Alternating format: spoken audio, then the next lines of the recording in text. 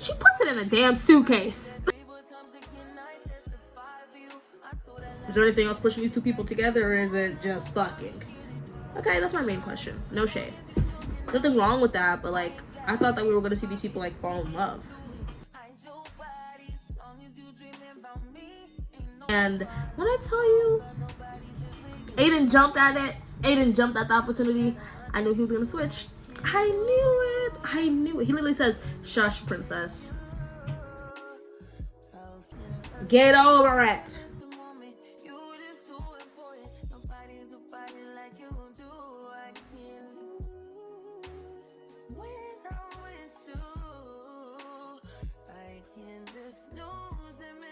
It's Moji or Bored Black Girl. You've read the title of this video, so you already know what's going on. Today I'm going to be doing another library trash video, and this video's book is Twisted, a Never After novel by Emily McIntire.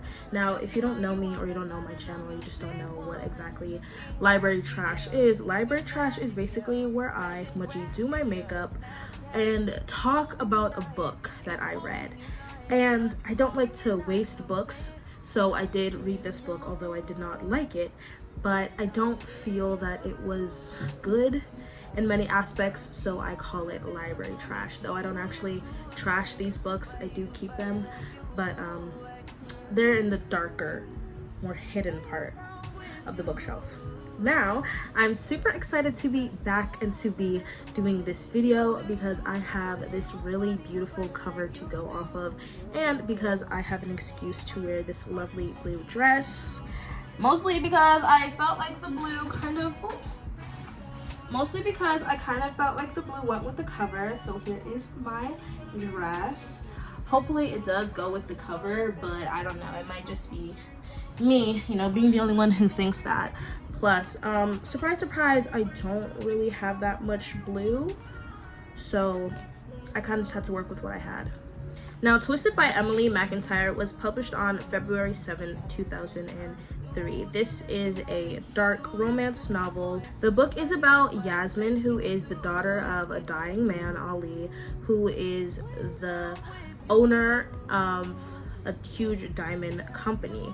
But there are also some illegal things going on, so this diamond company is a little bit entangled with the mafia, and because Yasmin's father is dying, his last wish is to see his daughter be married.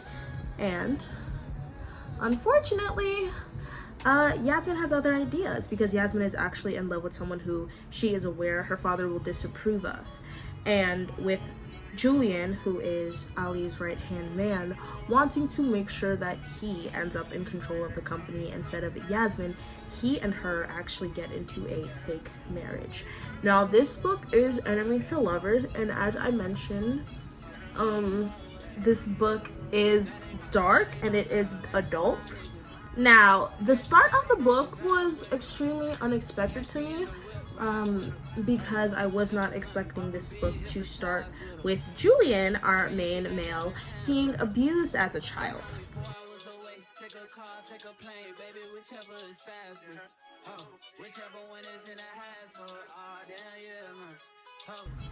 I honestly was not expecting that, but it is something that happens.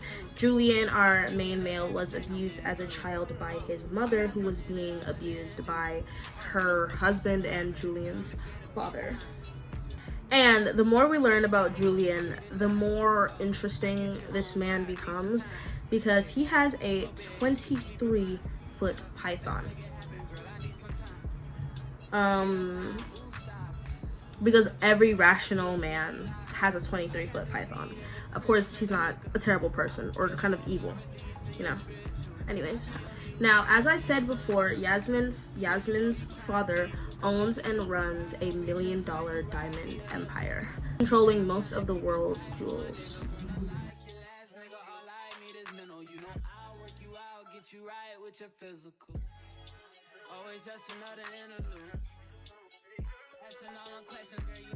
Now, when Julian was hired as a COO, I believe, that was a while ago. He was 28 and Yasmin was 15 at the time, and she had a crush on him.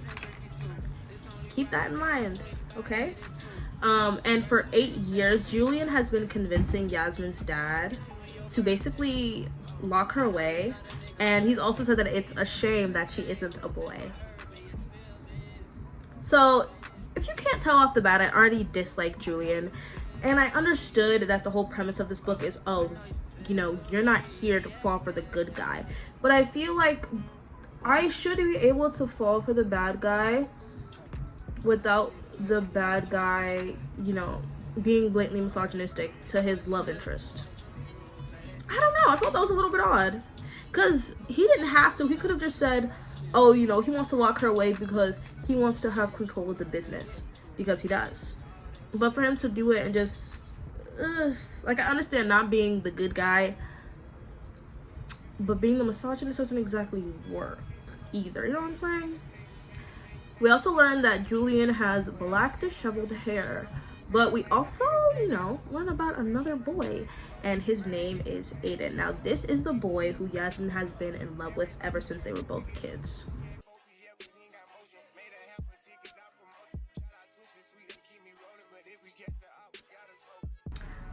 As we continue, it's clear my dislike for Julian only grows because the way he refers to Yasmin being off at college or university is her frolicking around.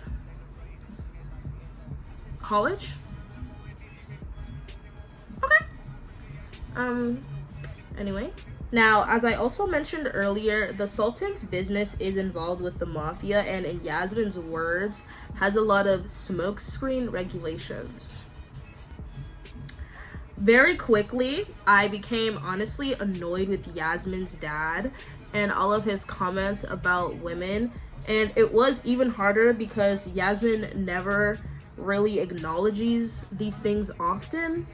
I guess obviously because, you know, like, it's her dad and her mom is dead. So on top of Sultan's mafia and smoke screens, they actually control a majority of the jewels on the black market.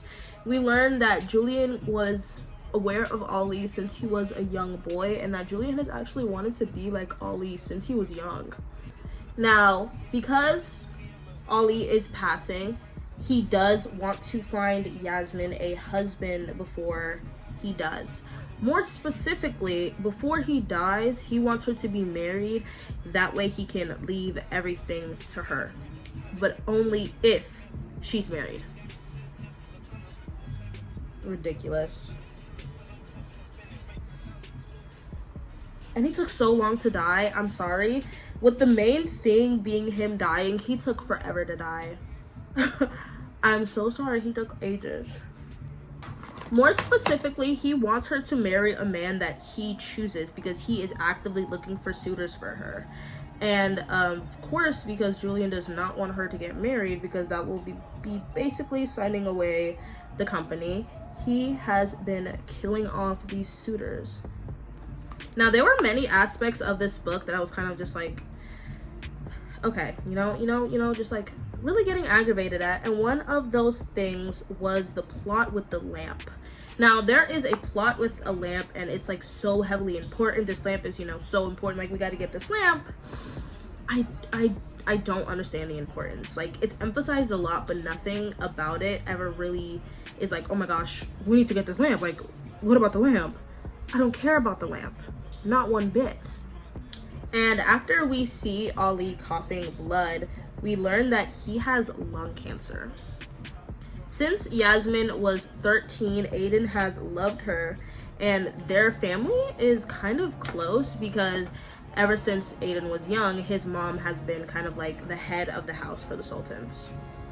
Now, there is a quote that Yasmin says in the book that is, in my opinion, one of the only times that I remember her actually speaking up about her father's misogyny and how things would obviously be different if she was a son. He is talking to her and he's like, I want you to be happy, Yasmin, and that's, you know, when you have a husband. And she goes, of all the things that I am to my father, I know that I will never be a son. And this quote really got me because it's just like, that is so true. It doesn't matter what Yasmin does or what she accomplishes, she will never be a son. Even in his last days of living, coughing up blood, he is hiring and looking for, not hiring, he's looking for suitors so he can marry his daughter off. Not because she wants to be married, not because they agreed that maybe it's time for her to look for them, but simply because he doesn't want to leave his company to her. He wants to leave it to her husband, which he will choose. Am I hearing that correctly? Okay. And to make things even worse, we find out that Yasmin actually had no idea about her father's plans. Yeah, so the person, you know, who he's trying to marry off has no idea that he is doing so. Just Ali, she really tried to make it seem like he was such a good and amazing dad, when the truth is he was not. Get over it. Oh, one thing that I really did not like about Julian, although it does not really happen often, Julian has this odd perception of Yasmin. He sees her as like this spoiled brat who like uses her money to get whatever she wants and uses her name to, like, you know, get whatever she wants.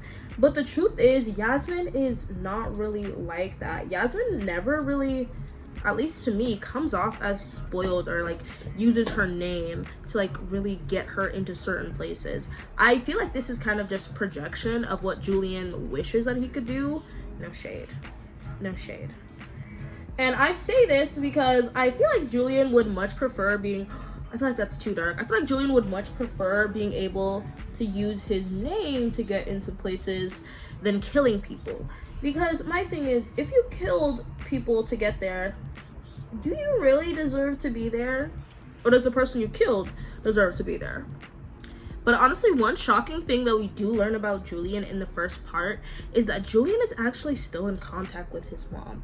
This honestly surprised me because my assumption was that Julian would have cut contact or, you know, but his mom is still alive. And in fact, I believe he's actually paying for where she is. Now, Julian, of course, is a bad guy. And he says this thing, I guess he thinks this thing from his POV, and he says something along the lines of like how he likes to touch Jasmine simply because he knows that it makes her uncomfortable. What? This is supposed to be the guy that I'm supposed to like I'm supposed to be rooting, actively rooting for them to eventually get rid of this enemies things and become lovers. No. I want her to run away as fast as possible. From all of you, actually.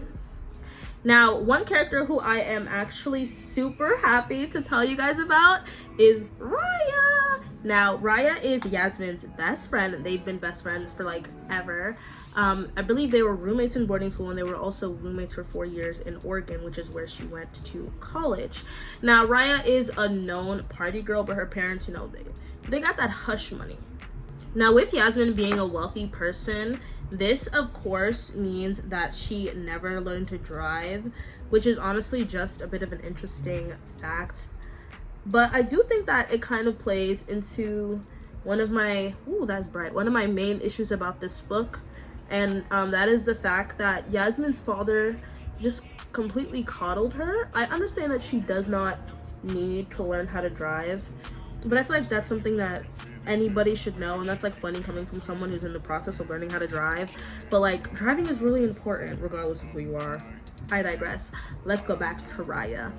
Now, because of the whole situation with her father happening and him setting her up with suitors while she is actively still in love with Aiden, she finally admits to her best friend that I love Aiden. And obviously Raya is like, I know. But one thing that I really liked that Raya did is that she gave Yasmin very direct advice on what to do with the whole situation. Did Yasmin listen? No. She didn't. No. She didn't. Now, back to Julian, sadly. We find out that Julian actually has an assistant. His assistant's name is Ian, and the way he treats Ian is so terrible. He treats Ian like a damn dog. Now, I think this is because Ian is one of the few people who knows about the extent, and I guess the extremity, of Julian's killings. And obviously I'm guessing that Julian is like threatening him or whatever, you know, or whatever. Recently something kind of funny happened to me. Some person commented, what was it? It's like when you don't know, it's like eyebrow awareness or something, and they commented like blush awareness because I had a lot of blush on, and I don't care. I love blush. Like, people need to understand. I mean, they don't need to understand if like another just like a random commenter, but I love blush. Like, I live for the blush. I didn't buy the Juvia's Place palette to do a little rose. I want fire, okay? I need flames, babe. I need flames. Won't lie, my blush that day was a little bit too much, but that doesn't mean you're supposed to comment on it. You should mind your business. I don't really remember asking you. Now, of course, with them being in a dilemma and Julian being evil and plotting against Yasmin, they decided the best idea was to pretend that they were in love and then to get married, instead of just telling her dad that she loved Aiden and had loved him for like years. Okay, whatever. And of course, this has to be done in the cringiest way possible. Because yes, Yasmin has to come drunk to Julian's office, and Julian makes Yasmin say that she needs him. And this just kind of drives me crazy because it's kind of like, I can't. I don't want to read whatever's on the screen right now. I'm closing my eyes. I don't want to be aware of it. That's not my style. No, thank you. No, thank you. Now, of course, with her being unsure about this whole thing, she actually ends up telling Aiden about what Julian has planned. And honestly, I don't really know what Yasmin and Julian were expecting Aiden to say, because if somebody were to propose the idea of my girlfriend, or at least somebody who I've been with for a long time, instead of just telling her father that we're in love, she is going to have a fake marriage with his like right-hand man. What? Like, they're trying to make it seem like, oh, he wasn't being like considerate and all that, and it's just like, no, Aiden's reaction was like accurate. Anybody would have reacted that way. I don't really think anybody would have been like, oh, that's such a smart idea. Yes, you, my girlfriend, you should get married to him. Instead of just simply telling your dad that you love me. Huh. Okay. But I partly believe that it was also because she did not want to continue meeting up with any suitors. But honestly, I can't give Aiden too much credit, because Julian starts to kind of propose this idea of sending Aiden over to go to Egypt, you know, to work on the lamp project. And when I tell you, Aiden jumped at it. Aiden jumped at the opportunity. I knew he was gonna switch. I knew it. He literally says, "Shush, princess." Who you shushing? You ain't shushing me. You ain't shushing Yasmin. What's going on? So honestly, I think from that moment I was kind of like, yeah, he's a sellout. He's gonna switch up. It's just a matter of time. But we'll talk about that later. One thing that happens in the book that's kind of funny to me is that Julian convinces himself, or for some reason decides to take Ollie having cancer and dying as a sign that he knows that he's supposed to be running Sultans. What a stretch. Oh my god. This man who has employed you, who has treated you, well, I don't want to say like family, but saying that his death is a sign for you is wicked work, Julian. Honestly, it's understandable coming from him, but that's still kind of crazy to me. Once Yasmin and her dad actually sit down and talk about the arranged marriage thing, he actually tells her that him and her mom were actually in an arranged marriage. And I think that using this as justification for why she should be in an arranged marriage is so stupid. Just because you and your wife's arranged marriage turned out fine does not mean that your daughters will. Now, as we know, Ali is dying, but Ali has been trying really hard to push Yasmin away. I think he's been doing that in general, but more specifically from what I saw in the book, Julian is the one who actually lets Yasmin know that her father only has like months left, if that. And I felt like him using that as a way to rub it in her face that like, oh, I'm closer to your father than you are. Oh my gosh. I feel like Julian was so childish throughout the whole thing, and it was kind of just ignored. So I guess it was a part of his like bad boy persona. But I feel like Julian was just cruel, honestly. And honestly, Julian overall is just interesting to say the least character, because this man has been thinking about killing people since he was 5 years old.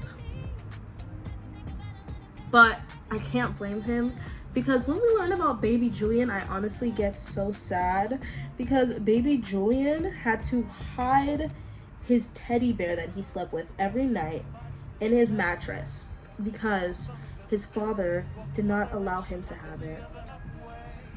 That broke my heart. I'm sorry, that was so sad.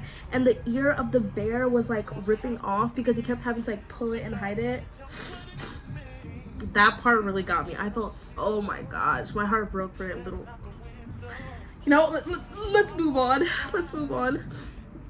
But since we talked about kid, or I guess baby or young Julian, let's talk about Julian when he gets a little bit older. Now, when Julian was 16, for some reason his abusive father gifted him a 16-foot python, which makes complete sense as to why he then killed him with said python. But I feel like the extent of the killing was just too much. He beat the shit out of his father with a staff, and then soon proceeded to take him to the alley, cover him in rats, and then let the snake eat him. I mean, I get it. If I was a criminal and I had a 23-foot python and I was abused by my dad, I'm not gonna finish it, but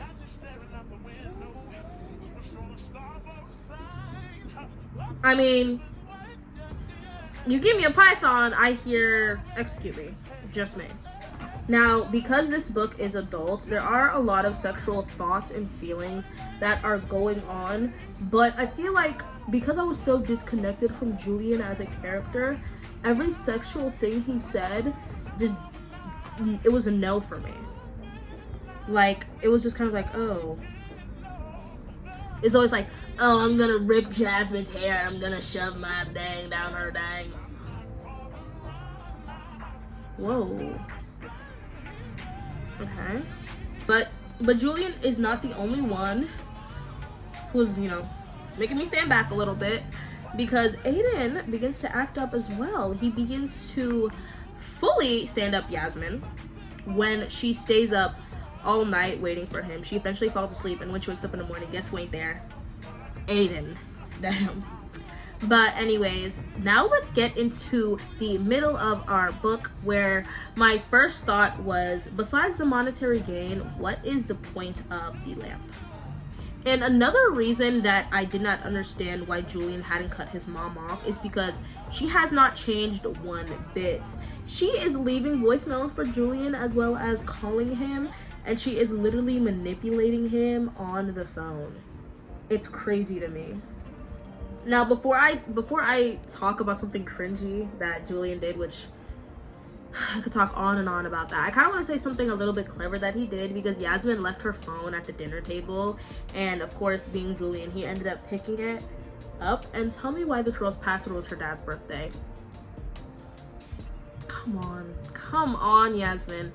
I feel like that was just a little bit dumb. I mean, I'm not saying that, you know, girl, you should have had another password because, oh, what if Julian was going to steal your phone? But it's kind of like, that was probably the very first thing he tried, too. But to the cringy thing he did, he called himself Yasmin's god.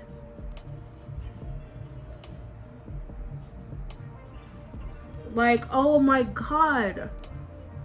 He's just so unreal. Nothing he says comes out like cute, hot, and sexy. It's kind of like, get away from her, get away from her, get away from her. Like, back up, please, get away from her.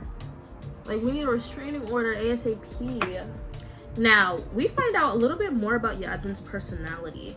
Yasmin is actually somebody who really enjoys photography, and when she was young, she actually kept a disposable camera with her when she wanted to take pictures.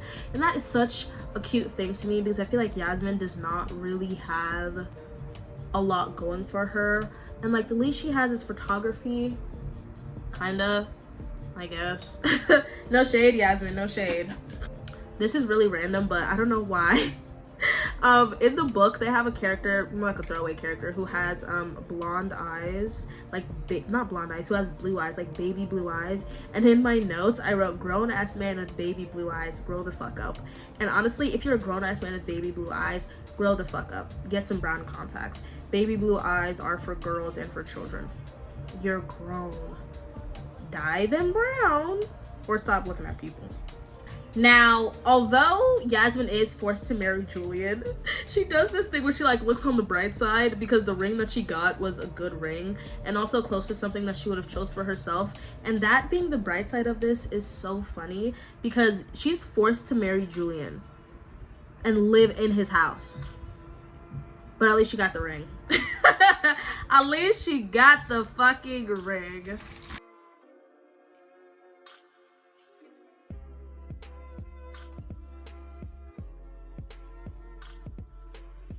Now, as I mentioned earlier, I felt like this book had a bit of a predatory element, and I'm going to explain now a little bit more what I mean, because when Yasmin does move into Julian's house with him, she finds a room that is very close to and similar to the room that she had as a child in her home.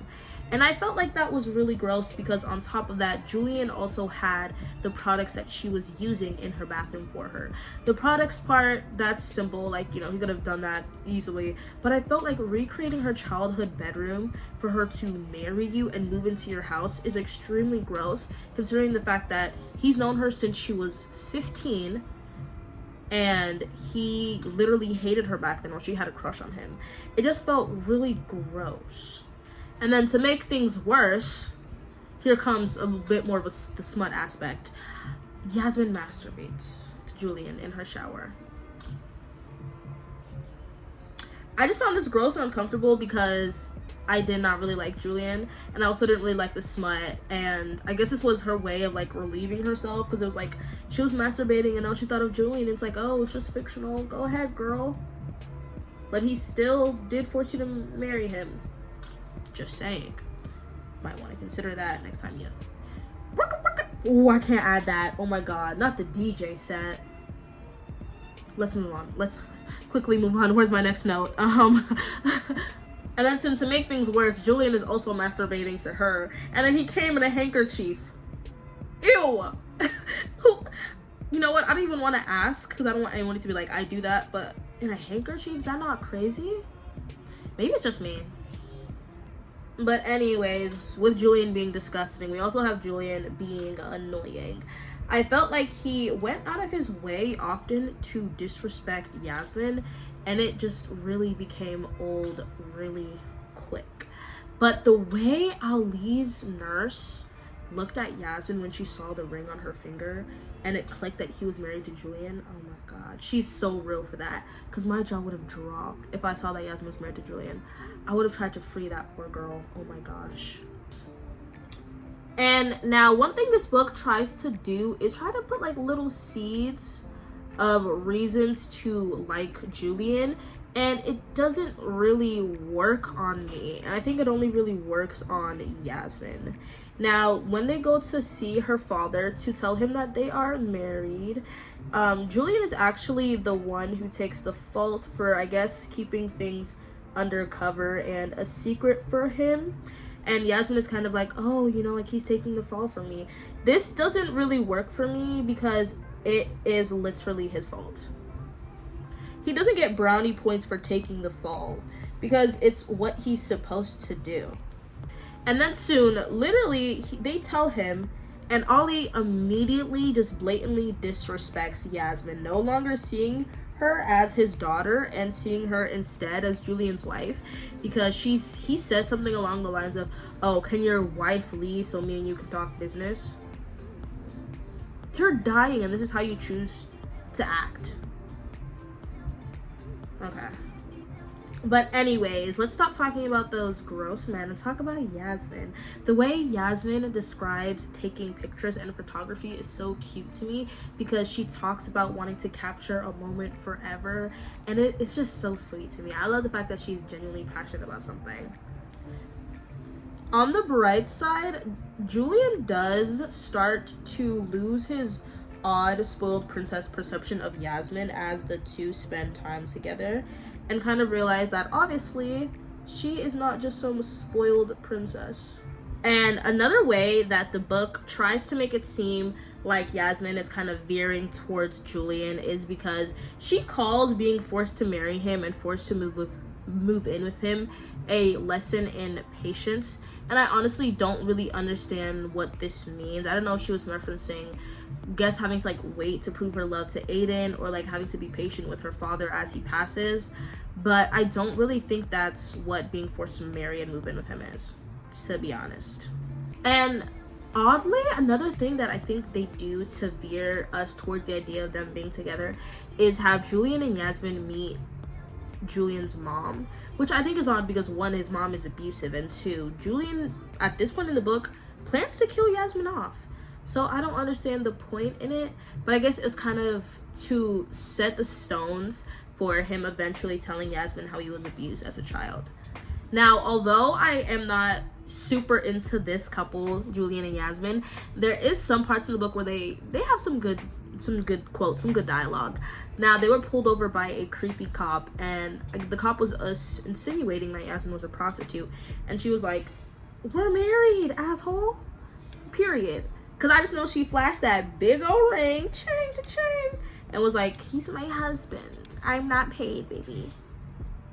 No, thank you." Now, funny enough, Julian's homicidal ass does end up killing the cop.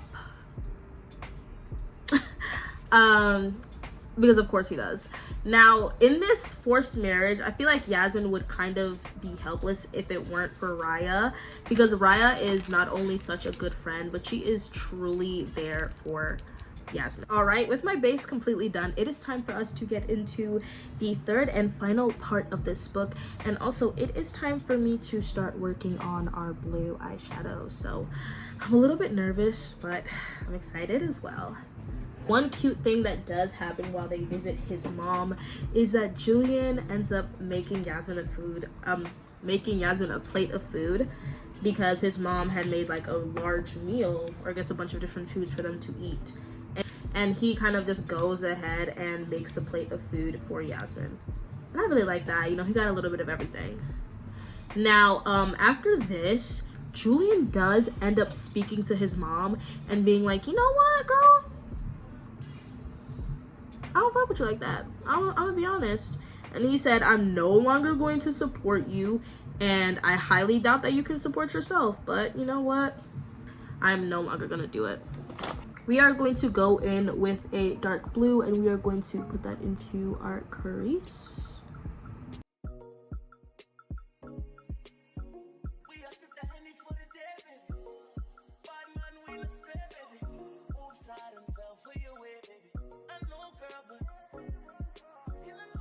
Now, we have this moment of understanding and, you know, being honest with each other, and Julian tells Yasmin about the fact that, you know, his mom did abuse him as a child.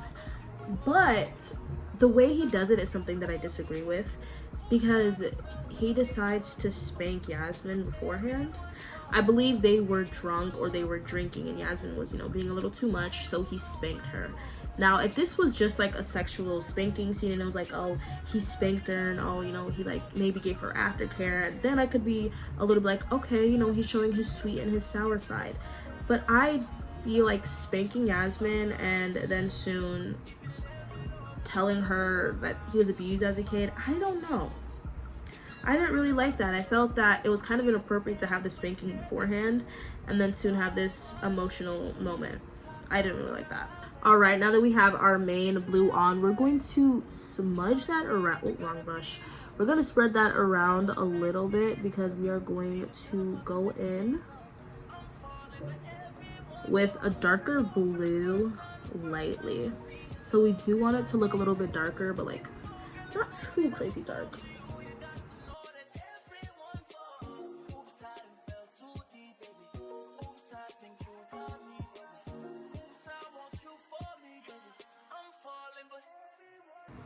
But although I did not like the spanking and then the telling scene, I do think that we get a little bit of an aspect into Julian's mind, which I did appreciate. Now, we learn that Julian feels guilty because he understands that, you know, if he was not there, he believes that his mom would have not been getting abused by his father.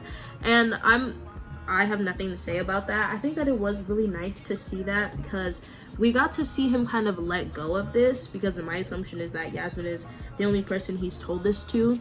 So I do understand how it is like an emotionally connecting scene. I feel like it still could have done without the spanking. Now, as the story continues and Yasmin continues in this fake marriage with Julian, she gets a text from an anonymous sender, and the anonymous sender is like, hey girl, I can help you. Yasmin obviously does not trust it, and I can't blame her, because after everything that's been going on, why would I trust an anonymous person? Literally, why would I trust an anonymous person? That makes no sense.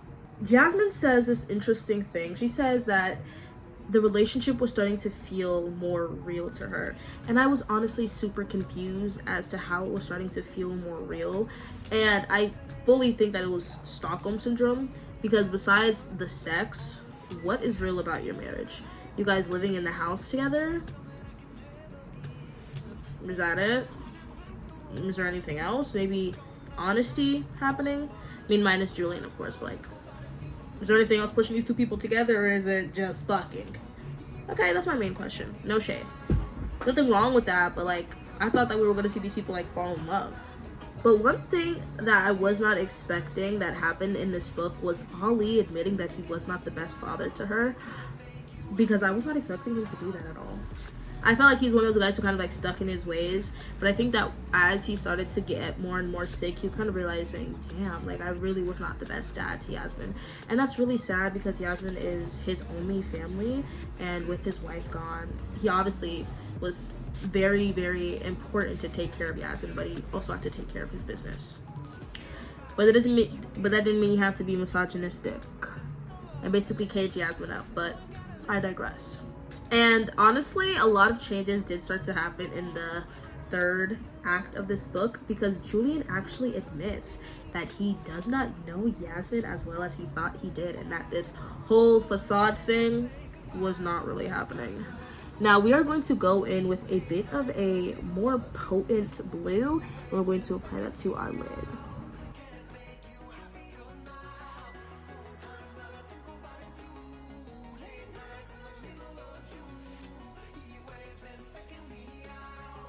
All right, now back to the predatory elements.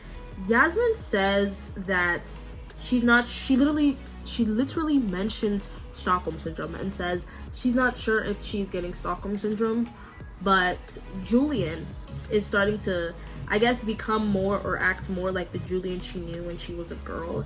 And I feel like that's just a gross thing to say, because you're not a girl anymore. You're a grown woman, and even though I don't have issue with their age gap as adults, there is a clear dynamic here, and it's unsettling that it's not really picked up on, but it's kind of hinted towards. And with Julian acting more like the Julian that Yasmin knew when she was a girl, Yasmin decides to tell Julian that she loves him. Mind you, this is on their trip to Egypt, where they're going to visit Aiden, and he says, we'll try, you know, we'll see after the trip, after you talk to your little boyfriend, then we'll see if you really feeling me like that. And honestly, that was super smart of him. Although it was obvious that they were going to end up together, I was kind of glad that Julian added that little tidbit in. Now, eventually, the, no shade, kind of stupid lamp plot was thrown away, because Julian ends up actually shutting down the whole operation that is going on in Egypt.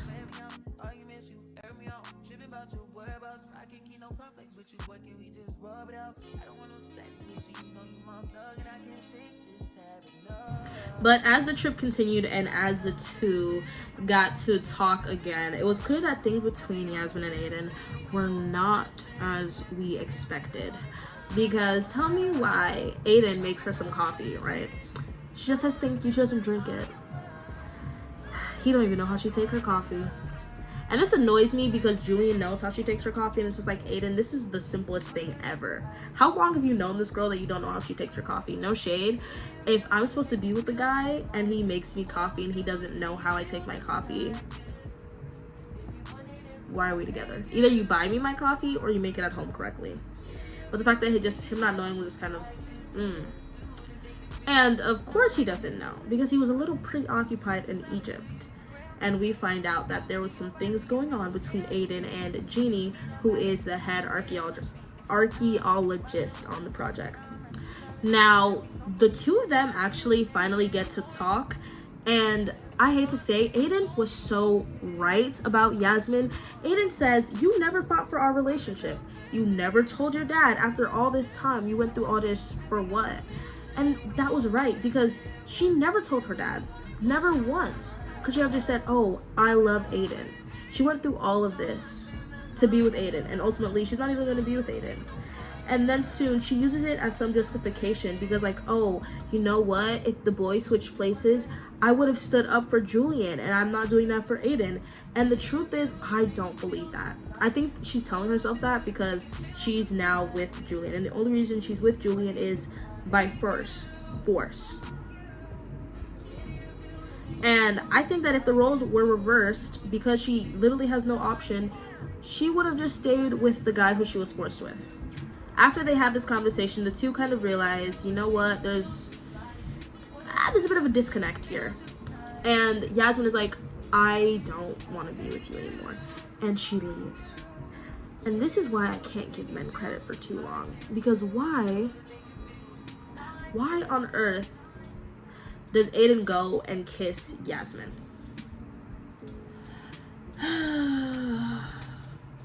Oh my god. Why? Just disappointing, just aggravating. Anyways, let's continue with our eyeshadow. Now we are going to add some sparkle to it. I'm not really sure what kind of blue I want to go for. Now, because of this kiss, Yasmin starts to think more about her relationship with Julian, and she kind of realizes that Julian is the one who that she truly wants to be with. And she explains it as her kind of no longer wanting to pretend like she doesn't love him, that she doesn't understand every dark thing that he does. And the truth is, you don't understand every dark thing that he does. You just accept it. You accept it because you don't really have a choice. You accept it, and the truth is that you want to be with him despite it, and that's fine. But don't act like you understand it, because I don't really think you understand that he's been killing people and beating people to climb up the ladder, and that he plans to kill you, and he's happy that your father's dying. Girl, come on. Now, Jeannie. I was kind of feeling a little bit shady about Jeannie, because she obviously not slept with, but she is in cahoots with Aiden. So I was kind of feeling iffy about Jeannie. But while Yasmin is going on a walk, she's being followed. And guess who she's being followed by? Jeannie. I'm sorry, I'm so hyped. Tell me why Jeannie came in clutch with the lamp. Jeannie came in clutch with the lamp, and she gave it to Yasmin. She's like, girl, you're in a forced marriage. Use this, girl, get out. And then Yasmin, being so smart, she takes it. She hides it. Hides it where? Somewhere safe? Somewhere secure? Maybe she keeps it on her person in a purse. She puts it in a damn suitcase. She puts this lamp that has been talked about through this entire movie, that Ali's after, that Julian is after, that this other guy's after. So many people are after this lamp. And she puts it in the suitcase. Unprotected. But in some better news, guess who died? Ali. I'm sorry. I know that might seem rude. I was waiting for his death, because I thought that he was going to die, somewhere in between the book. He lived the whole book. What?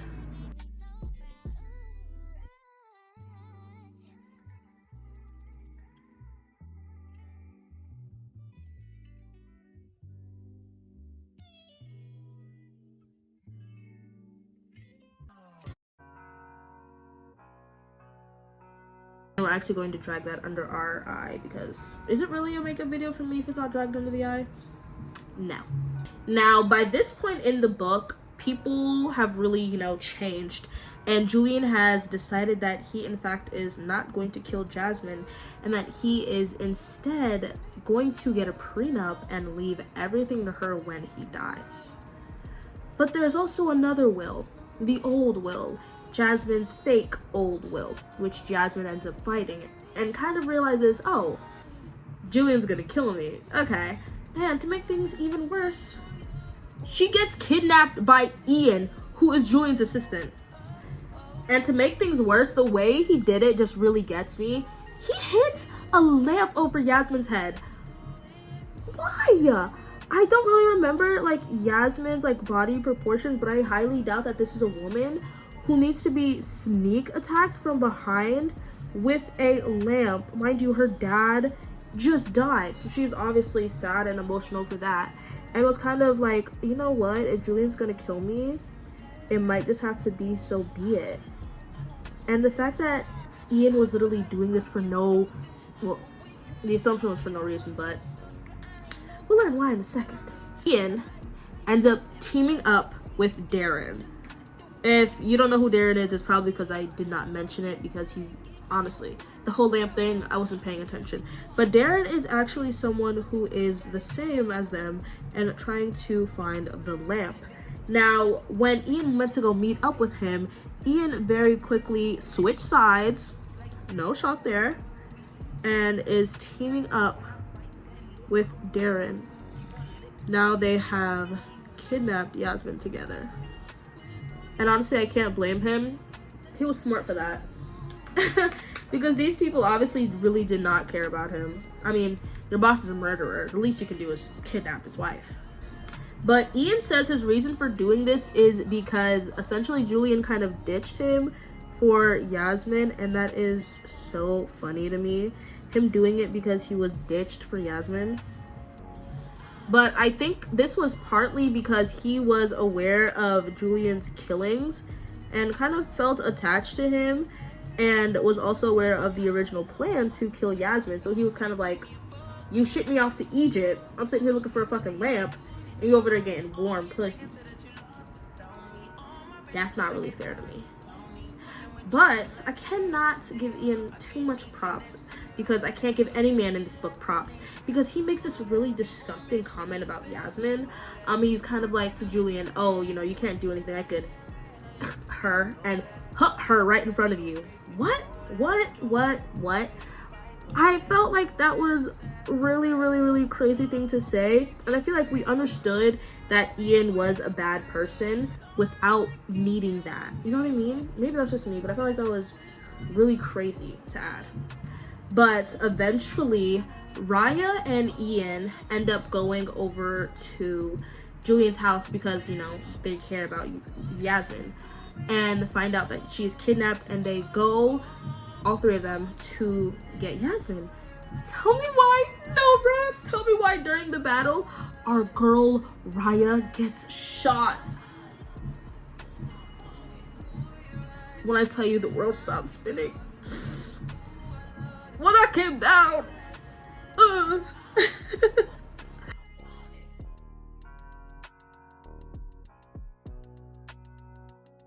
Honestly, free Raya from her friendship with Yasmin, because it has done nothing but stress her out and literally get her shot. Wow. And once I finally thought that this whole thing with the plant was over with, it isn't. Because after everything that's happened, Aiden was after the plant this whole time. The lamp, sorry. Aiden was after the lamp this whole time. And it's so disappointing because, there was really nobody in this book that was a guy that I liked. And I kind of felt like I gave Aiden props, mostly because I felt like he was kind of ignored by Yasmin and pushed aside for her and Julian's thing. But he kissed her without her consent. Gross. And this whole time he was after the lamp. Can you believe that? And Yasmin figures this out because she overhears him, and she's like, oh, I gotta go. So she grabs the lamp and she starts looking through his bag. tell me why this man has a gun. This really surprised me because out of everybody that works at Sultan's and that was connected to like Julian and like all this stuff, I thought that like Aiden was relatively harmless. I was wrong. And for some reason, to make this odd situation with Aiden and Yasmin even worse, for some reason, when Aiden does come out and realize, you know, Yasmin's figured out what's going on, she has the gun, right? Before she shoots him, she whips her head back and headbutts this man. Why? I still don't know. This genuinely confuses me because you already have the gun and she shoots him after. So it's not like she was gonna headbutt him, maybe knock him out and then leave him. You kill him. Also, I just kind of peeped that Yasmin's a murderer. Anyways, but Julian is still alive and he is, of course, he's getting rid of Ian and Darren, but for some reason the way he does it is just really shocking and graphic to me. Although I understand why he did it and it's like period, yeah, he cuts off Ian's dick, shoves it in his mouth, and then sets the python on him. And I felt like I really did not need to know this because I felt like the book was not really that graphic like that, but to talk about cutting his member and the rubbery flesh, I was not really vibing with that. That was kind of gross to me, I won't lie. Now we are onto the epilogue. And I am almost done with my makeup. I'm just going to go in with my mascara as I talk about my final few notes, and then after that, once I come back with my full face done, we are going to get into my final thoughts and rating of this book.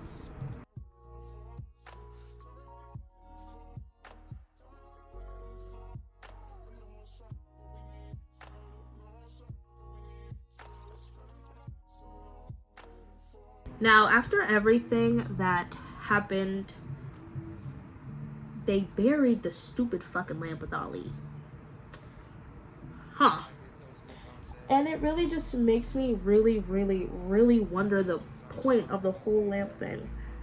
Because after that, they didn't sell the lamp. They didn't do anything with it. They just buried it with Ali, kind of saying, oh, you know, Ali was the only one who was really after it.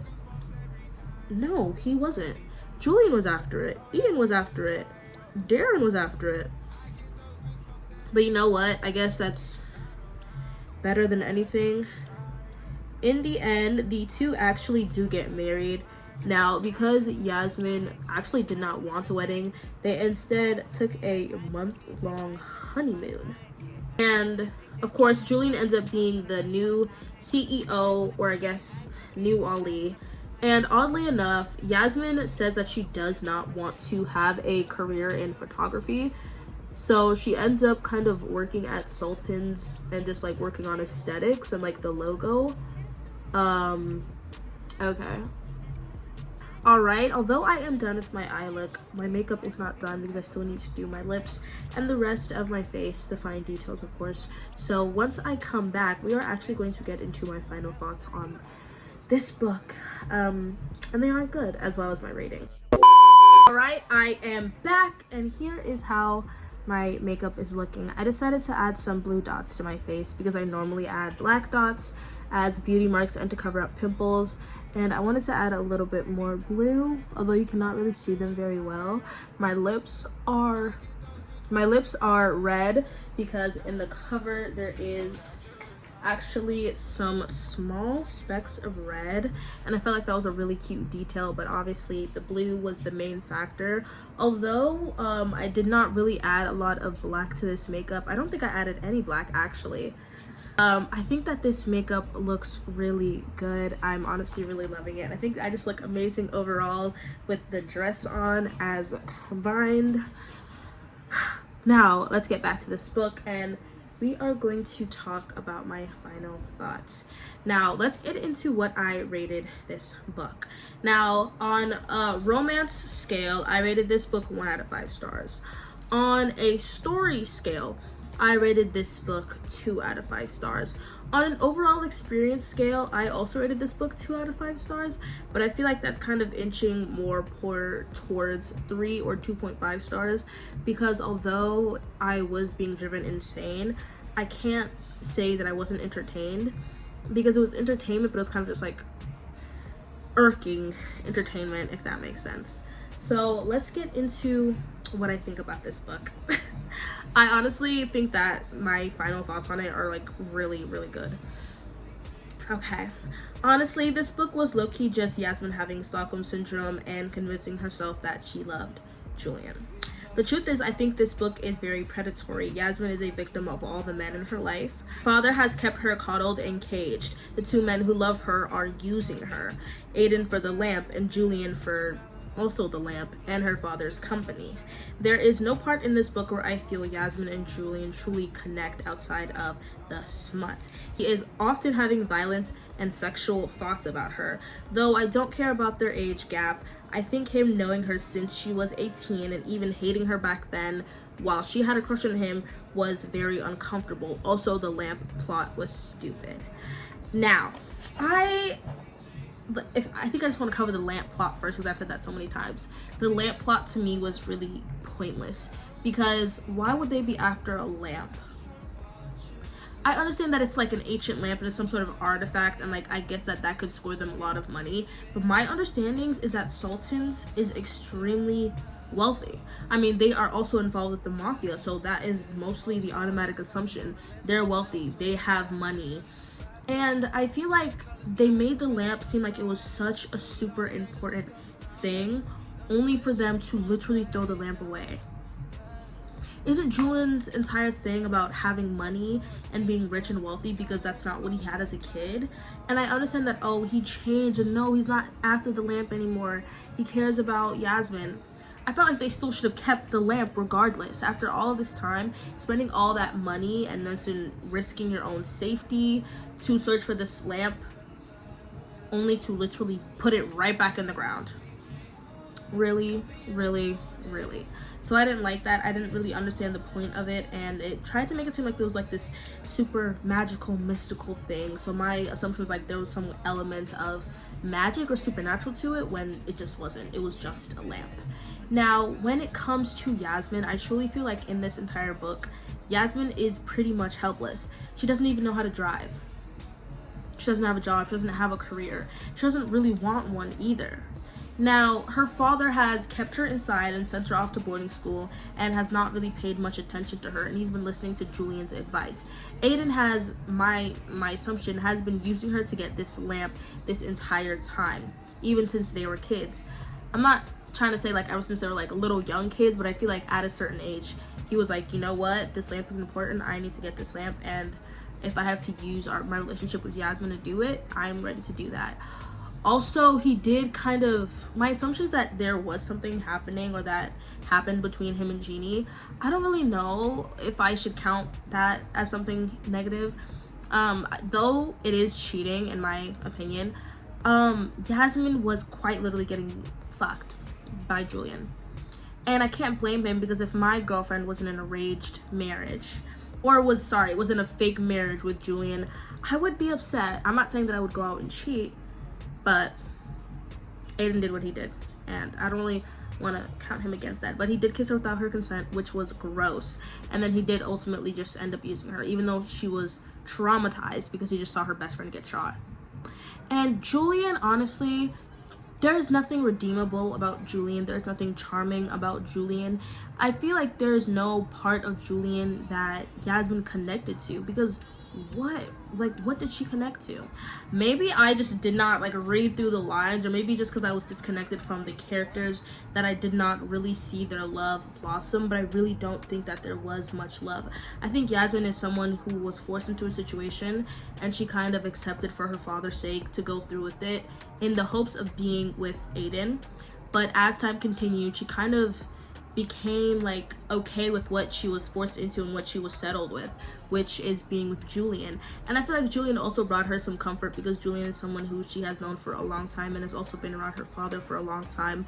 So I feel like a small part of her felt protected with Julian because he was also a criminal. And I think she kind of realized that Julian might have been her only way into being like a part of her father's company. So all of these things combined with the fact that her literal bedroom in his place is her childhood bedroom, and that Julian suddenly is acting like the man she knew when she was underage, and she's starting to fall in love with him because of that. No, it felt very inappropriate. And the fact that the book mentioned Stockholm syndrome, and then also mentioned the old bedroom, and then also mentioned Julian acting like the Julian she knew when she was young, I felt like the book was like kind of really putting it in your face a bit, but also like not pointing out the fact that it's weird. And I didn't really like that at all. I also felt like the misogynistic comments that came from Julian, as well as Ali, were just kind of gross. I could understand Ali because he is an older man and he is obviously more traditional, I guess, more strict, because he does want her to get married, and that's, you know, a requirement before he can give her the company. But I did not really understand the point of having Julian be like gross and like sexually violent towards Yasmin in his thoughts when we're reading his POVs, because I'm supposed to be like understanding that he's falling in love with this girl, that he cares about her, even if it is enemies to lovers. I could have understood the spoiled brat idea that he had of her, but I felt very uncomfortable when he would go on things like, I could just rip her clothes off and make her suck my right here, or I could shoot a lobe down her throat or something. It's like, oh my god, can you be sweet? Can you be romantic? Can you think, oh, something, you know, hey, something cute?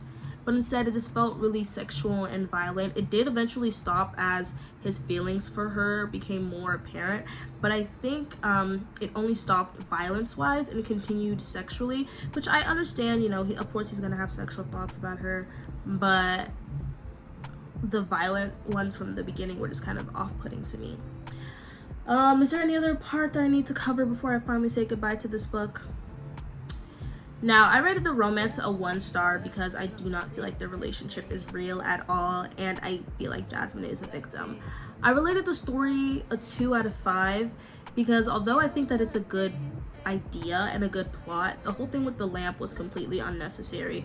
And then soon, that was kind of the main thing. We were waiting for Ali to die, and then soon we also had the lamp, and it was kind of Yasmin being like, okay, I just have to wait out and then I can be with Aiden. And that was about it. Now, for the overall experience, I wanted to rate that higher because, as I said, this book drove me crazy in a good and bad way. It drove me crazy because the content was like bizarre to me, but it drove me crazy in a good way because it was such an experience to be like ranting about this book and being like, this book is insane. Why do I keep reading books that my sister recommends to me? Because she's aware that they're bad and she still gives them to me without telling me that they're bad. She tells me what the book's about, but she doesn't tell me that it's ass. Thanks, sis. Anyways, yeah, overall, I think this book kind of just gave me like TikTok book talk, dark book, where it's like, oh, it's supposed to be like, okay, yeah, it's supposed to be dark, but it's like, this man is just misogynistic and he's having violent thoughts about her all the time, and he forces her to marry her, and he purposely touches her because he knows that it makes her uncomfortable, and she fully even says, you know, it might be Stockholm syndrome, and I'm supposed to believe that she's suddenly fallen in love with him. I don't believe that.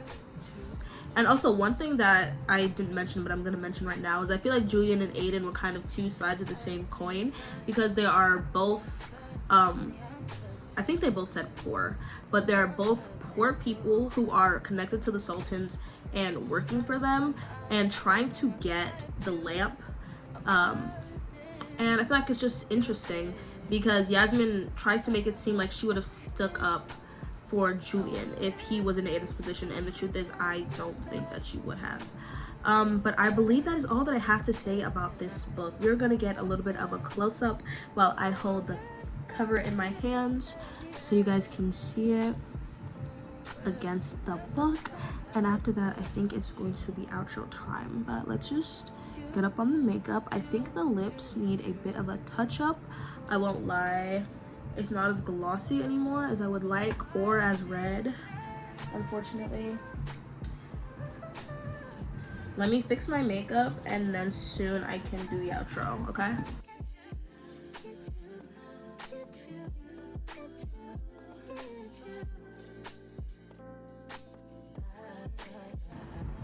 All right, the lips are a little bit more glossed. But it is time to say goodbye to this video and goodbye to Twisted by Emily McIntire. If you've read this book, please tell me about your experience in the comments below. I'm always interested to read other people's perspectives, and also tell me what you thought about this book, and of course about my makeup look combined with my gorgeous gorgeous dress. I low-key realized that you guys can't really see my outfits when I do these. Anyways, thank you so much for watching. Please make sure to check out my reading vlog for this book, which will be in the description below. Also, make sure to check out all of my book videos because I'm kind of starting to make a lot of them. And also make sure to check out my Etsy shop, which will of course be linked in the description, along with my link tree, which will send you to all of my social medias. Thank you so much for watching. Please subscribe because I'm on the road to 300 subscribers. And I'm gonna say it again, thank you for watching. I love you. And bye. Mwah. Free Raya. Free Raya. She should have not been nowhere around Yasmin. Free Raya. Okay, bye.